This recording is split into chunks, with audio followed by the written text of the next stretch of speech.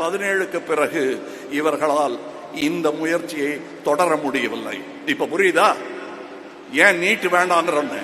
இந்த ரசிகர் மன்றம்லாம் வேணாம்ப்பா. பெரியவங்க எல்லாம் அரசியல் போறதுக்காக ஆரம்பிச்சாங்க. பாலச்சந்தர் சார் பண்ண தப்பு எனக்கு கொஞ்சம் நட்சத்திர அந்தஸ்து வந்து. அறம் செய்ய விரும்பு,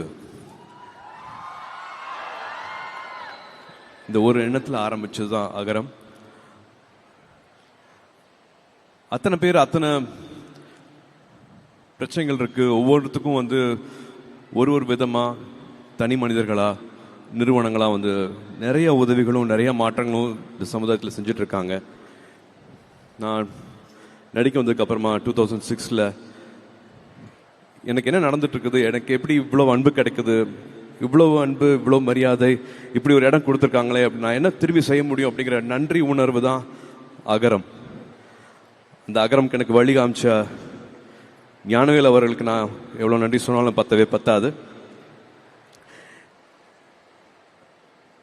தங்கைகளா தம்பிகளா 15 வருஷம் ஆயிடுச்சு விதை. எப்படி இருக்கீங்க? இதெல்லாம் பார்க்க எப்படி இருக்கு?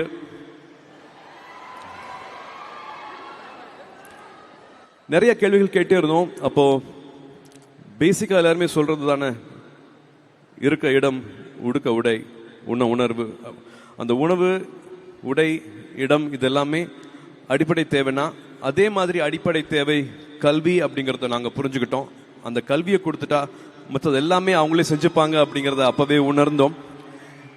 எப்படி இதை செய்ய போறோம், எப்படி இதை சரியா செய்ய போறோம் அப்படின்னு தேடிட்டு இருக்கும் போது கிராஸ் ரூட் லெவல்ல போய் நம்ம அதை கத்துக்கலாம், உண்மையா என்ன நிலவரம், என்ன நடந்துட்டு இருக்கு அப்படிங்கிற கத்துக்கலாம் அப்படிங்கறதுக்காக ஒரு பழங்குடி ஒரு பள்ளி, அரசு பள்ளிக்கு போய் நம்ம அதை தத்தெடுத்துட்டு உதவிகள் செஞ்சு என்னன்னு கத்துக்கலாம் அப்படின்னு போய் பார்த்தோம். அப்பதான் அங்க 6வதுல இருந்து 12வது படிக்கிற மாணவர்களோட குடும்ப சூழல், அவங்க வாழ்வாதார சூழல், அவங்க எந்த நிலைமையிலிருந்து படிக்க வராங்க, எதனால வந்து பாதியிலே படிப்பை விடுறாங்க, என்னென்ன பிரச்சனைகள் அங்கே நடக்குது அப்படிங்கறத வந்து நேரடியாக அங்கனால பார்க்க முடிஞ்சுது. இது எல்லாத்தையும் எப்படி செய்யலாம், அந்த படிப்பை நம்பணுமே அப்படிங்கறதுக்காக வந்து ஹீரோவா ஜீரோவா அப்படின்னு ஒரு சின்ன ஒரு குறும்படம் எடுத்தோம். அதுல விஜய் அவர்கள் நடிச்சாரு, மாதவன் அவர்கள் நடிச்சாங்க, என்னோட ஜோ நடிச்சது, நாங்க 4 பேர் சேர்ந்து நடிச்சது. எல்லா கிராமத்துக்கும் எல்லா பள்ளிகளுக்கும் வந்து அரசு கொண்டு போய் அதை சேர்த்தாங்க. அப்பவும் அங்க தெரிஞ்சுக்கிட்ட விஷயம் வந்து, படிக்கணும் அப்படிங்கிற ஆர்வம் இருந்தாலும் டீச்சர் இருக்க மாட்டாங்க, சில டைம் வந்து வசதி இருக்காது, வெறும் காலேஜ் அப்ளிகேஷன் வாங்குறதுக்கு கூட காசு இருக்காது, ஆனா படிக்கணும் அப்படிங்கிற ஆசை இருக்கும். பணம் ஒரு பிரச்சனையா இருக்கவே கூடாது, பணம் பிரச்சனை இல்லாம இருந்துன்னா அவங்க படிச்சிருவாங்கல்ல. அந்த மாதிரியான மாணவிகளை வந்து நம்மளுக்கு அரசு பள்ளி ஆசிரியர்கள் வந்து கை காட்டுறாங்க, அவங்க வந்து சிபாரிசு பண்றாங்க, அவங்களை எப்படியா படிக்க வச்சிடணும் அப்படின்னு பேசிட்டு இருக்கும் போது எனக்கு இப்போ நல்லா ஞாபகம் இருக்கு. சிங்கம் படம் ஷூட்டிங் நடுவில் எல்லாத்துக்கும் ஃபோன் பண்ணேன். ஒற்றை சிந்தனை இருக்கிறவங்க எல்லாத்துக்கும், அதே மாதிரி சிந்தனை இருக்கிறவங்க எல்லாத்துக்கும் ஃபோன் பண்ணி உதவி செஞ்சீங்கன்னா இவங்க எல்லாம் படிப்பாங்க அப்படின்னு சொன்னதுல 1 கோடி ரூபாய் கிடைச்சது. ஆளுக்கு 10 லட்ச ரூபா அப்படின்னு 1 கோடி ஒரு தொடக்கம் அப்படிங்கிற நிகழ்ச்சி பண்ணோம். விஜய் டிவி கூட என்னோட அண்ணன் /சித்தப்பா கமல் சார் அவர்களும் அப்ப இருந்து எங்களுக்கு துணையா இருக்கிறாரு. அந்த நிகழ்ச்சி பண்ணதுக்கு அப்புறமா நிறைய பேர் வந்து அன்பு கொடுத்தாங்க, நிறைய பேர் வந்து மாணவர்கள் வந்து அப்ளிகேஷன்ஸ் அனுப்பிச்சாங்க, ஏகப்பட்ட அப்ளிகேஷன்ஸ். நாங்க 100 பேரை படிக்க வைக்க போறோம் அப்படின்னு ப்ராமிஸ் பண்ணோம். பட் அதுல எப்படியாவது 160 பேரை படிக்க வச்சே ஆகணும் அப்படிங்கிற நிலைமை வந்துச்சு. 100 பேருக்கு தான் பட்ஜெட் இருந்தது, 60 பேருக்கு பட்ஜெட் அப்ப இல்ல. திரும்பி கால் பண்ணோம். அப்ப நல்லுள்ளங்கள் எல்லாருமே ஒண்ணு சேர்ந்தாங்க. நிறைய கல்லூரிகள் வந்து இலவசமா அவங்களோட சீட்ஸ் கொடுக்கறேன் அப்படின்ட்டு முன் வந்தாங்க. அந்த பயணம், அந்த உறவு இப்ப வரைக்கும் அது போகவே இல்லை.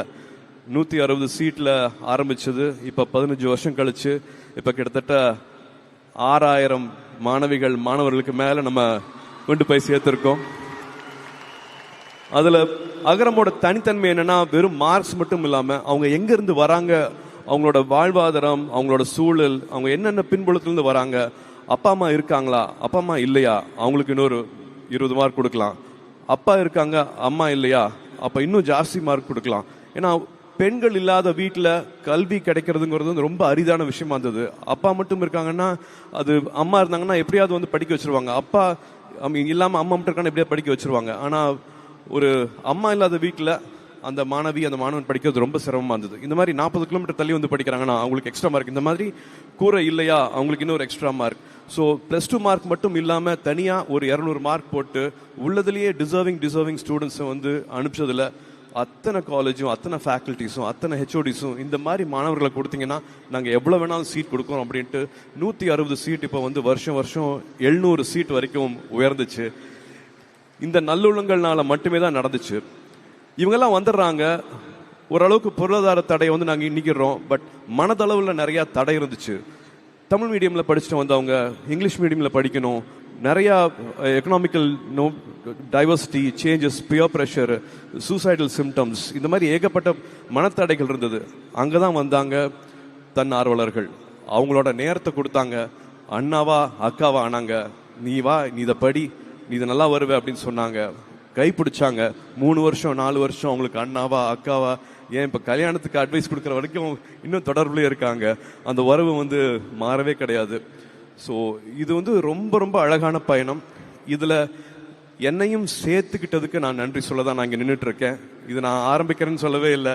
இது வெறும் ஒரு தாட்டாக இருக்கலாம். பட் இங்கே இருக்கிற கல்லூரிகள், இங்கே இருக்கிற நன்கொடையாளர்கள், இங்கே இருக்கிற சிஎஸ்ஆர், இங்கே இருக்கிற கார்ப்பரேட்ஸ், அரசு பள்ளியில் இருக்கிற ஆசிரியர்கள், ஒரு போஸ்ட் மாஸ்டர், ஒரு ஆட்டோ ஓட்டுற அண்ணா, இப்படி வந்து சொல்லிக்கிட்டே போகலாம். இங்கே இருக்கிற அண்ணாக்கள் அக்காக்கள் அத்தனை பேரையும் சொல்லிட்டே போகலாம். இவங்க இல்லாமல் இந்த ஒரு அழகான பயணம் கிடைச்சிருக்காது. இதுக்கு நீங்க முக்கியமான காரணம். உங்களோட விடாமுயற்சி தான் வந்து எங்களை இந்த 15 வருஷம் கூட்டிட்டு வந்துச்சு. நீங்க பாதியில படிப்பை நிப்பாட்டி இருந்தீங்க, இல்லாட்டி நீங்க இந்த மாதிரியான கனவுகளெல்லாம் நீங்க வந்து ஜெயிக்கல அப்படின்னா எங்களோட 15 வருஷ பயணம் இருந்திருக்காது. நீங்க எதிர்நீச்சல் போட்டீங்க.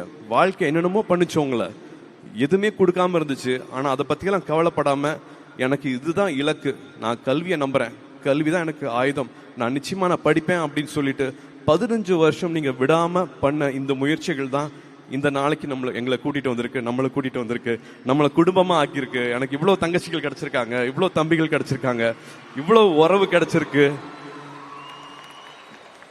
இது மட்டுமே பண்ணாம வந்து நீங்க திரும்பி கொடுத்துருக்கீங்க. நான் இப்பதான் அண்ணன் சொல்லிட்டு இருந்தேன், நான் வந்து அகரம் ஆரம்பிக்கும் போது எனக்கு 35-36 வயசு இருக்கும்.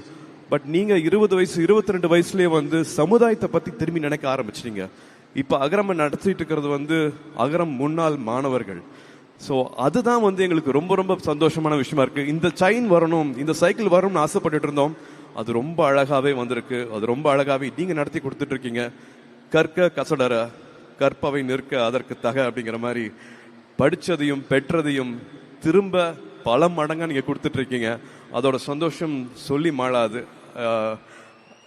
இதுக்கு எல்லாமே வந்து ஒரு தாட் வந்துச்சுன்னா வந்து அகரம்ல இருக்கிறவங்க எல்லாருமே வந்து நிச்சயமா காரணம். நான் வந்து ஞானவேல் சொல்லுவேன், ஜெயஸ்ரீ சொல்லுவேன், ஆண்டனி சொல்லுவேன், கவிதா சொல்லுவேன், இன்னும் பின்னாடி இருக்கிற 1000 பேர் அத்தனை பேரையும் சொல்லணும். அகரம் இவ்வளவு கட்டுக்கோப்பாக, இவ்வளவு எதுவுமே இல்லாம தாமஸ் அங்கிள் சொல்லணும்.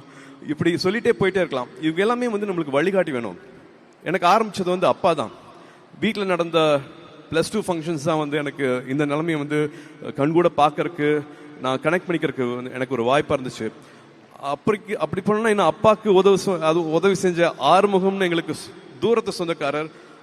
அப்பாவை வந்து அடிக்கடி பார்த்தும் கூட கிடையாது. அப்பாவை கிட்டத்தட்ட ஒரு 14-15 வயசுல கிராமத்திலிருந்து இங்க கூட்டிட்டு வந்து வழிகாமிச்சு அவர் வழிகாட்டி இருக்கிறாரு. அந்த மாதிரி ஏகப்பட்ட வழிகாட்டிகள் இருக்காங்க அகரம் உருவாகிறதுக்கு. சிரஞ்சீவி சார் ஒரு வழிகாட்டின்னு சொல்லலாம். இன்னும் எத்தனையோ பேர் வந்து வழிகாட்டிகள்னு சொல்லலாம். ஆனா எனக்கு பர்சனலா ஒரு முக்கியமான வழிகாட்டி இருக்கிறாரு. இந்த விரல் இருக்கு இல்லையா, இந்த விரலுக்கு வந்து நிறைய அர்த்தங்கள் சொல்லலாம். இது கேள்வி கேட்கிற விரல் சொல்லலாம், குறை சொல்ற விரல்னு சொல்லலாம், மிரட்டுற விரல்னு சொல்லலாம். ஆனா இதே விரல நம்ம இப்படி கீழே காமிச்சோம்னா, நான் இருக்கேன், விரலை பிடிச்சிக்கோ, நீ வா அப்படின்னு கூட்டிட்டு போற விரல் இருக்கு இல்லையா, எனக்கு அந்த விரல் எனக்கு அண்ணா / சித்தப்பா நம்மளோட கமல் சார் இது ஏற்கனவே சொல்லியிருக்கிறாரு. என் ரூம்ல இருக்கிற போஸ்டர்ல வந்து நான் கமல் சார் போட்டோ வந்து நான் ஒட்டி வச்சிருக்கேன். நாயகன் படம் பார்த்துட்டு மீசையெல்லாம் எடுத்திருக்கேன். அந்த போஸ்டரை ஒட்டிட்டு எங்களுக்கு நடுவில் இப்படி ஒரு உறவு கிடைக்கும், இப்படி ஒரு பயணம் கிடைக்கும் அப்படின்னு நான் நினைச்சு பார்த்ததே கிடையாது. ரசிகர் மன்றங்களா இருந்ததை வந்து நற்பணி மன்றமா மாத்துறது வந்து அவர் தான். ஒரு கலையில வந்து சலங்கை ஒலி பண்ணிட்டு நாயகன் இவர் தான் பண்றாரா, தேவரமன் இவர் தான் பண்றாரா, காசுக்காக பண்ணவே இல்லை. அந்த கலைக்காக வந்து தன்னைத்தானே எவ்வளவு உயர்த்திக்கலாம், மற்றபடி மற்றவங்களை எப்படி இன்ஸ்பயர் பண்ணலாம் அப்படிங்கிறது மட்டுமே வந்து நான் அவர் அப்படிதான் பார்த்தேன். நான் வேற தொழிலா இருந்தா கூட எனக்கு அவர் தான் எனக்கு இன்ஸ்பிரேஷன் இருப்பாரு. நான் உயர்றதுக்கு, நான் வளர்றதுக்கு, நான் ஒரு இலக்கை தொடர்றதுக்கு என்னைக்குமே அவர் தான் இன்ஸ்பிரேஷன் இருப்பாரு. அவர் திரும்ப திரும்ப சொல்ற மாதிரி, படத்துலையும் சொன்ன மாதிரி, அடுத்த வினாடி ஒழித்து வைத்திருக்கும் ஆச்சரியங்கள் இந்த உலகத்துல ஏராளம். Miracles happen. நினைக்கிற கனவு நிச்சயமாக நிறைவேறும். அண்ணாவை அகரம் சார்பாக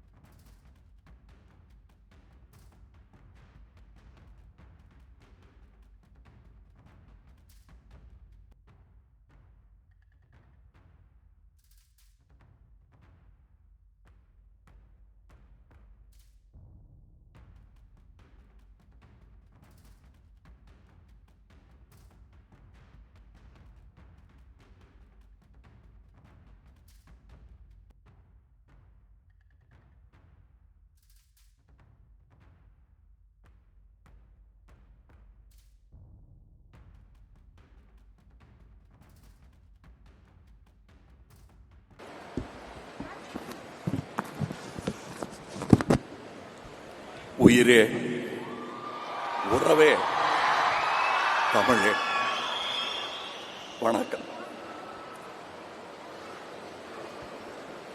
எந்த மேடையிலும் நான் சொல்லுவது இதுதான். ஆனால் இந்த மேடையில் சொல்வது மிக பொருத்தமானது. கல்வியும் அன்பும் ஒருங்கே கிடைப்பதில்லை. அம்மாட்ட கிடைக்கும், அகரத்தில் கிடைக்கும். அது எவ்வளவு பெரிய விஷயம். அதாவது சினிமா வானில் நட்சத்திரமாக இருப்பதற்காக கொடுக்கப்படும் கிரீடம் அதெல்லாம் வேற. ஆனா இந்த சமூக வானில் இந்த மாதிரி நற்பணிகள் செய்பவர்களுக்கு முட்கிரீடம் தான் கிடைக்கும். பரவாயில்ல, அந்த கிரீடம் போதும் எனக்கு என்று சொல்வதற்கு மனம் இல்லை, மனோபலம் வேணும், அந்த தைரியம் வேணும். எனக்கு கூட யாரும் நிற்க மாட்டாங்க.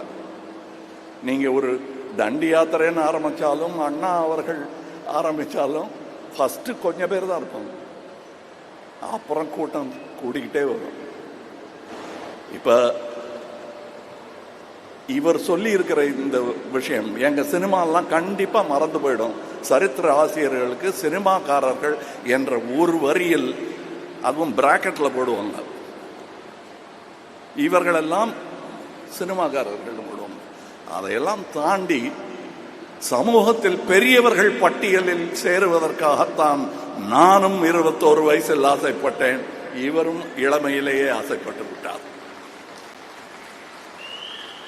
இவர் ஆச்சரியப்பட்டு இருந்தாரு, 20 வயசுலயே இவங்களுக்கு எல்லாம் தெரியுதுன்னு. அப்ப வந்தாதான் வரும், இல்லைன்னா வராது. அந்த தைரியமும் துணிச்சலும், கல்வியை நான் கற்றே தீருவேன், கற்றதை மற்றவர்கள் பெற்றுக்கொள்ள ஆவண செய்வேன் என்பதையெல்லாம் சொல்வதற்கு அது ஒரு நீட்சி, அது ஒரு நதி. இந்த மேடையில் பார்த்த டாக்டரை அடுத்த வருஷம் பார்க்க முடியாது. அதுக்கு நான் சொல்றது இந்த நீண்ட நதிங்கிறதுக்காக. ஆனா இன்னொரு காரணம் இருக்கு. இந்த டாக்டர்கள் மாதிரி அடுத்த வருஷம் விழாவில் இவங்களால காட்ட முடியுமாங்கிறதுல ஒரு சின்ன சந்தேகம் இருக்கு. ஏன்னா 2017க்கு பிறகு இவர்களால் இந்த முயற்சியை தொடர முடியவில்லை. இப்ப புரியுதா ஏன் நீட்டு வேண்டாங்கிறோம். 17 இந்த வாய்ப்பை 13 தான் மொத்தம் நம்பர்னே வச்சுப்போம், 20 தான் வச்சுப்போம். 2017 ஆண்டு முதல் இன்றைய தேதி வரை இந்த மாதிரி அத்தனை பிள்ளைகளுக்கு கல்வி கிடைக்காமல் செய்து விட்டது இந்த சட்டம். அகரம் நினைச்சா ஒண்ணும் விட முடியாது. அந்த சட்டத்தை மாற்றி எழுதக்கூடிய பலத்தை தருவது கல்விதான். அந்த கல்வி இந்த போரில் ஆயுதமின்றி நாட்டையே செதுக்க வல்லது. இது சர்வாதிகார சங்கிலிகளை, சனாதன சங்கிலிகளை எல்லாம் நொறுக்கி தள்ளக்கூடிய ஒரே ஆயுதம் இதுதான். இதை தவிர வேற எதையும் கையில் எடுக்காதீங்க. அதுல வெல்ல முடியாது. ஏன்னா பெரும்பான்மை தோக்கடிச்சிருவாங்கள, பெரும்பான்மை மூடர்கள் தோற்கடிச்சிருவாங்க. அறிவு தோத்து போயிடும். இதை தாங்கி பிடிக்கணும். அதுல என்ன எனக்கு பெருமையா இருந்ததுன்னா, இவர் பேரையே சொல்லிட்டு இருக்க மாட்டாங்க. அடுத்த தலைமுறையில இதை நடத்தி கொண்டிருக்கிறவரின் பெயர் தான் ஞாபகம் இருக்கும் இல்லையா? எப்பவாவது அவங்க நினைவுபடுத்தும் போதுதான் இவர் பேர் ஞாபகம் வரும். அப்படி சமுதாயத்துடன் கரைந்து போவதுதான் தலைமை. நின்று ஆண்டு கொண்டிருப்பது தலைமை அல்ல. எனக்கு அது புரிய 70 வயசு ஆச்சு. இப்ப நான் சொல்றேன், தம்பி, இவர் செய்திருக்கும் இந்த பணியை நான் நேத்தி முதலமைச்சரோட பேசிட்டு இருந்தேன். அப்ப நான் சொன்னேன், இந்த என்ஜிஓக்கள் நீங்க பெருசா ஆதரிக்கணுங்க. அவங்க வேற எதுவும் கேட்கல, பண உதவி கேட்கல, அனுமதி கேட்கறாங்க. அதுல நமக்கு என்ன வலிக்க போகுது? ஐயா கொடுத்துருக்கையா? இல்ல பண்ணிக்கிட்டு இருக்கோம்னாரு. அது அந்த பெருமையோட நீங்க வருகிறேன். நாங்க பண்ணத்தான் போறோம், பண்ணிக்கிட்டு இருக்கோம் அப்படின்னாரு. அதில் நானும் பங்கு கொண்டு இருக்கிறேன்.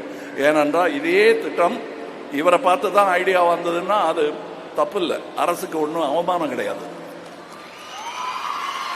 ஏனென்றால் நல்லது எதிரிகிட்ட இருந்தாலும் கேட்கலாம். இது நம்ம பிள்ளை, இங்க இருந்து எடுக்காம வேற எங்க இருந்து எடுப்பாங்க? ஆக அரசு ஒரு பெரிய திட்டத்தை அறிவித்திருக்கிறது. இதே மாதிரி அதுல எனக்கும் பங்கு உண்டு, உங்களுக்கும் பங்கு உண்டு, எல்லாருக்கும் பங்கு உண்டு. இதுதான் சொன்னேன். இது கல்வி சம்பந்தப்பட்டது மட்டும். இங்க நான் பேசுன நீட்டு கூட அரசியல் அல்ல, கல்வி சம்பந்தப்பட்டதுதான். ஏன்னா இந்த விழாவில் அரசியல் பேசக்கூடாது, அது நாளைக்கு போற இடத்துல பேச வேண்டியது. இங்க ரொம்ப நேரம் இருக்க முடியலையேன்னு சார் பேசிட்டு இருக்கும்போது சொன்னாரு. நான் வழக்கமாக விழாக்கள்ல எல்லாரும் பேரையும் சொல்லுவாங்க. இதுல யாரை தனியா பிரிக்கிறது? அகரம்னு நீங்க தான் எல்லாருமே, நான் உள்பட. இத சொல்லிட்டேன் இல்லையா? இனி இந்த கமலஹாசன் நற்பணி இயக்கம், மன்றம் நற்பணி இயக்கமாக மாறியதெல்லாம் சொல்லிட்டு இருந்தாரு. அது நாங்க செஞ்ச, நான் ஒரு கவிதை எழுதினேன், அவர் ஒரு கவிதை எழுதினார். ஆனால் உண்மையான ஒரு ரகசிய கவிதை ஒன்று இருக்கிறது, அதை பார்த்து தான் நாங்க காப்பி அடிச்சோம். அதற்கு பொழிப்புரை சொல்ல வேண்டும். ஒரே வார்த்தையில் சொல்லிடலாம். சிவகுமாரன்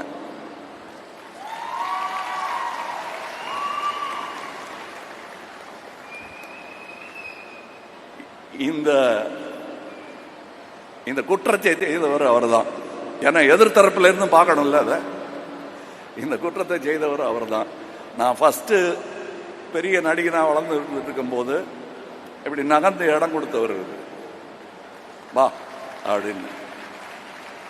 நிஜமா நான் சொல்றது மேடை அலங்காரம் இல்லைங்கிறது அவருக்கு தெரியும். இது நாங்க 2 பேரும் பேசிக்கிறோம், நீங்க ஒட்டு கேட்கறீங்க, அப்படியே வச்சுக்கோங்க.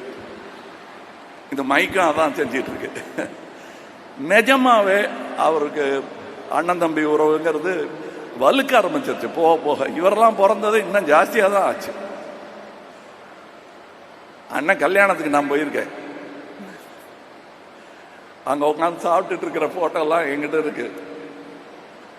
அவர் தான் சொன்னாரு, இந்த ரசிகர் மன்றம்லாம் வேணாம்ப்பா, பெரியவங்க எல்லாம் அரசியல் போறதுக்காக ஆரம்பிச்சாங்க, நீ ஏன் அதெல்லாம் பண்ணிட்டு இருக்க?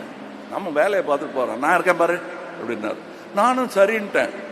ஆனா பாலச்சந்தர் சார் பண்ண தப்பு, எனக்கு கொஞ்சம் நட்சத்திர அந்தஸ்து வந்துருச்சு. நிறைய பேர் வந்துட்டாங்க, அவங்கள வேண்டாம்பான்னா நிறுத்த மாட்டேங்கிறாங்க. அப்புறம் அண்ணன்ட்ட சாரி சொல்லிட்டு நற்பணி இயக்கமா மாத்த போறேன், அது ரசிகர் மன்றம் இல்லைன்னு சொல்லிட்டு ஆரம்பிச்சது. அதுக்கு என்ன பாராட்டி இருக்காரு அவரு.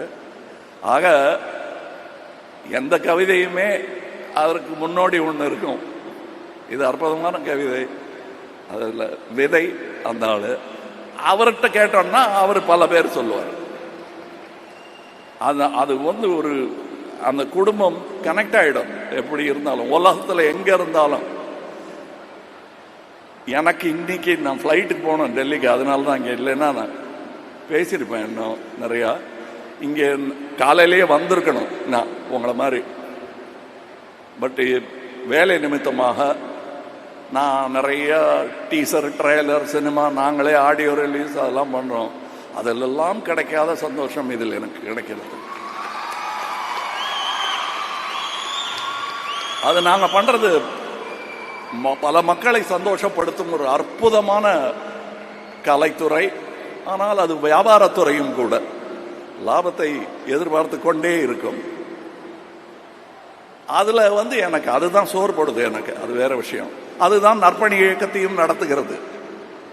அதற்கு நன்றி சொல்லிக்கொண்டு அதோட இருக்கலாமே தவிர, அவங்க கேட்குற கேள்விக்கெல்லாம் எனக்கு பதில் இல்லை. ஏங்க பாட்டு எத்தனை பாட்டு, ஸ்டண்ட் இருக்குமா, ஃபைட்டெல்லாம் இருக்கு இல்லைங்க. அப்புறம் வெளிநாட்டில் பாட்டெல்லாம் எடுப்பாங்க, எடுக்கிறோம் அவங்க கேட்டதுக்காக. ஆனால் இங்கே பார்த்தேன்ல வெளிநாட்டு காட்சி, அதுதான் that is a love story. காதல் பாட்டு நீங்கள்லாம் பாரிஸில் ஈஃபில் டவருக்கு அடியில் நின்று பாடுறீங்களே, அது இல்லை. ஆஸ்பத்திரியில் நின்று அவங்க பேசிக்கிட்டு இருக்காங்கல்ல, அது எனக்கு பாட்டா கேட்குது. அன்பு, கல்வி போதுமானது. இந்த ஆயுதத்தை வைத்து உலகத்தை வெல்லலாம். அதற்கான படை இது. எங்க நிக்க சொன்னாலும் இந்த கூட்டத்தில் நான் நிற்பேன். ரொம்ப நேரம் பேசிட்டு இருப்பேன். நான் எனக்கு பிடிக்கும். அதுவும் அவர்கிட்ட இருந்து கற்றுக்கிட்டது தான். நாங்கள் 2 பேரும் பேச ஆரம்பிச்சோம்னா யாராவது நிறுத்தி இந்த பக்கம் இடுப்பில் சண்டையை பிரிக்கிற மாதிரி தான் பிரிக்கணும். எங்க 2 பேரையும் போதுங்க, அவர் வீட்டுக்கு போகணும், நீங்களும் வீட்டுக்கு போகணும். அப்படியா, சரி, என் வண்டியில் ஏறு, நான் உனக்கு மிளகா பஜ்ஜி வாங்கி தரேன், உன் வீட்டில் இறக்கி விட்டுறேன்னு பேச்சு தொடரும். அப்படி பேசி வளர்ந்தவர்கள், பேசி வளர்த்தவர். அந்த பேச்சு இங்கேயும் கேட்டிருக்கோம். இவர் காதலையும் ஓதி இருப்பார் அந்த மந்திரத்தை. இதை உச்சரிக்க மறந்தவர்கள் அந்த உன்னதத்தை இழந்து விட்டார்கள். அன்பும் அறிவும் தான் அற்புதமான மந்திரங்கள். இதை தவிர வேற எந்த துதியும் நிந்தனை தான்.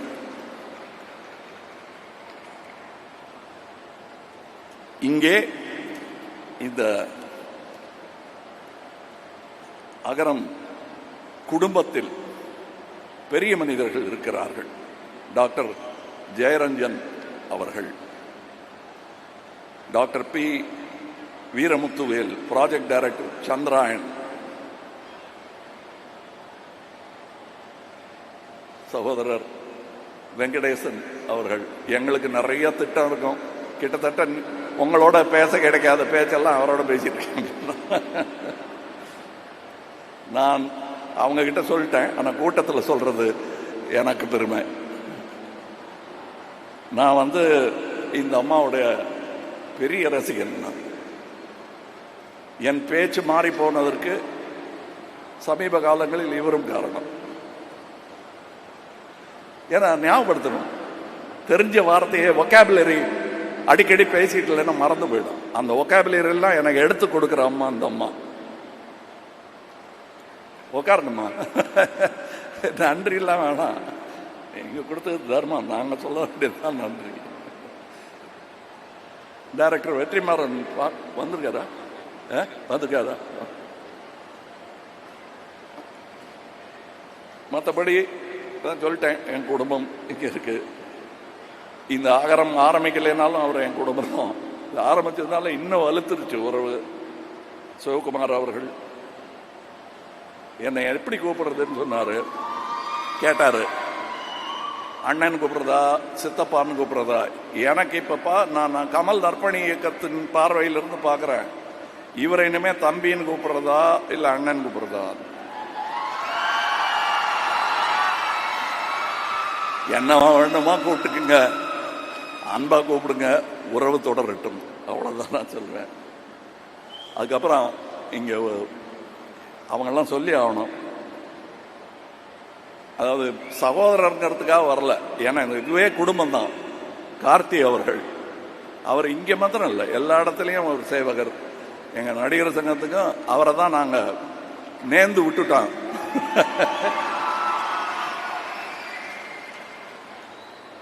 அப்புறம் என்னுடைய நண்பர் ஞானவேல் அவர்கள், ஜெயஸ்ரீ அவங்க தான் இதை நிர்வகிச்சிட்டு இருக்காங்க. SR பிரகாஷ் பாபு அவர்கள் அனைவருக்கு முதல்ல தான் இந்த பேரை ஆரம்பிப்பாங்க. ஆனால் வந்த உணர்ச்சி பிரவாகத்தில் மேட்ரை சொல்லிடுவாங்க, அப்புறம் பேரெல்லாம் படிக்கலாம்னா நான் அப்புறம் வந்துட்டேன். நான் ஓரளவுக்கு நல்லா நடிப்பேன். அதில் யாருக்காவது சந்தேகம் இருந்தால் தம்பியை கேளுங்க, அண்ணன் தான். எனக்கு வக்காலத்து வாங்க அவங்க தான் வருவாங்க. இது எதுக்கு இப்போ சொல்கிறீங்கன்னு. என் நடிப்பு மேலே எனக்கு சந்தேகம் வந்துருச்சு, அதனால தான் இதை கொண்டு வந்தேன். நான் ஒருவேளை நம்ம நடிக்க வராமல் அழுதுருவோமோன்னு பயம் வந்துருச்சு எனக்கு. நான் என்ன சொல்கிறேன்னு சிவகுமாரன் எனக்கு தெரியும். அதனால நான் நல்லா நடிக்கிறேன் தான், அழாமல் பேசிட்டேன். நன்றி. ஏர்போர்ட்டுக்கு போனோம், அதுக்கு முன்னாடியே பறக்க ஆரம்பிச்சிட்டேன் நான். வணக்கம்.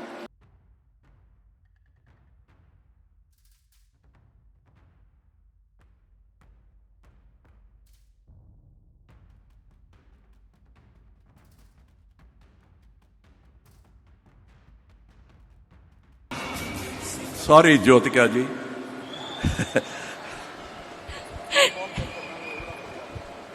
குடும்பம்னு சொல்லிட்டனால உங்களை விட முடியாதா, அதான் சொன்னாரு.